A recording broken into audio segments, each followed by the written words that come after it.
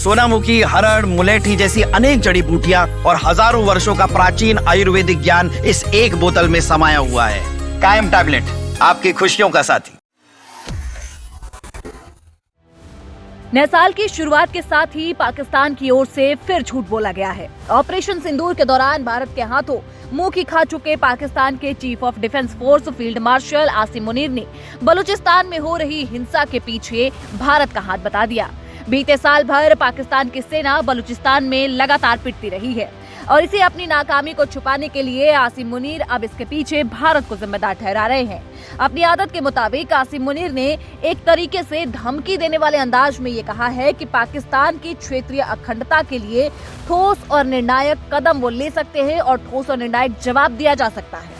दरअसल आपको बता दें कि पाकिस्तान ने एक बार फिर से अपनी वही पुरानी रणनीति दोहराई है और इसी रणनीति को दोहराते हुए आक्रामक तेवर दिखा दिए हैं। ऑपरेशन सिंदूर में बुरी तरह शिकस्त खाने के बाद से भी पाकिस्तान अपनी हरकतों से बाज नहीं आ रहा है और बता दें कि एक बार फिर से CDF आसिम मुनीर की ओर से गीदड़ भभकी दे दी गई है। सेना प्रमुख फील्ड मार्शल आसिम मुनीर ने भारत का नाम लिए बिना ही ये आरोप लगाते हुए उन्होंने कहा कि पाकिस्तान की क्षेत्रीय अखंडता का प्रत्यक्ष या फिर अप्रत्यक्ष रूप से उल्लंघन होने पर ठोस और निर्णायक जवाब दिया जाएगा।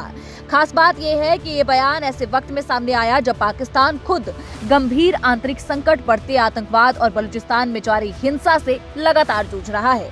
दरअसल पाकिस्तानी सेना की ओर से जारी किए गए बयान के मुताबिक आसिम मुनीर ने ये टिप्पणी रावलपिंडी स्थित जनरल हेडक्वार्टर में बलूचिस्तान पर आयोजित 18वीं राष्ट्रीय कार्यशाला के प्रतिभागियों के साथ बातचीत के दौरान की।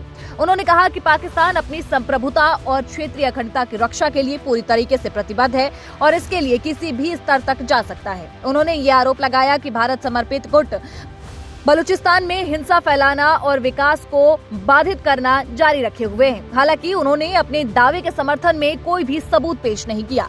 पाकिस्तानी सेना प्रमुख ने कहा कि प्रांत को आतंकवाद और अशांति से मुक्त कराने के लिए सुरक्षा बलों के द्वारा कड़ी कार्रवाई की जाएगी। तो आसिम मुनीर ने एक तरफ जहां क्षेत्रीय शांति और स्थिरता की बात की तो वहीं दूसरी ओर साफ कर दिया कि पाकिस्तान की संप्रभुता पर किसी भी तरीके का हमला हुआ तो उसका जवाब वो तुरंत और निर्णायक होगा। ये बयान पाकिस्तान की उसी नीति को दर्शाता है जिसमें आंतरिक विफलताओं से ध्यान हटाने के लिए बाहरी खतरे का हवाला दिया जाता है।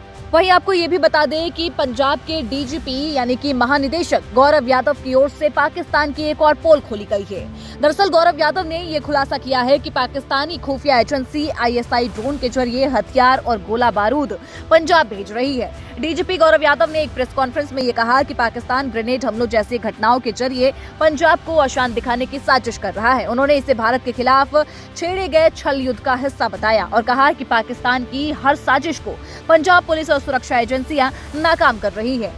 तो कुछ इस तरीके से पाकिस्तान ने एक बार फिर से नए साल के अवसर पर नया झूठ बोलने की कोशिश की और अपने इस झूठ का झूठा आरोप कहीं न कहीं भारत पर लगाने की कोशिश की गई है और वो भी ऐसे वक्त में जब पाकिस्तान खुद गंभीर आंतरिक संकट, बढ़ते आतंकवाद और बलूचिस्तान में जारी हिंसा से जूझ रहा है।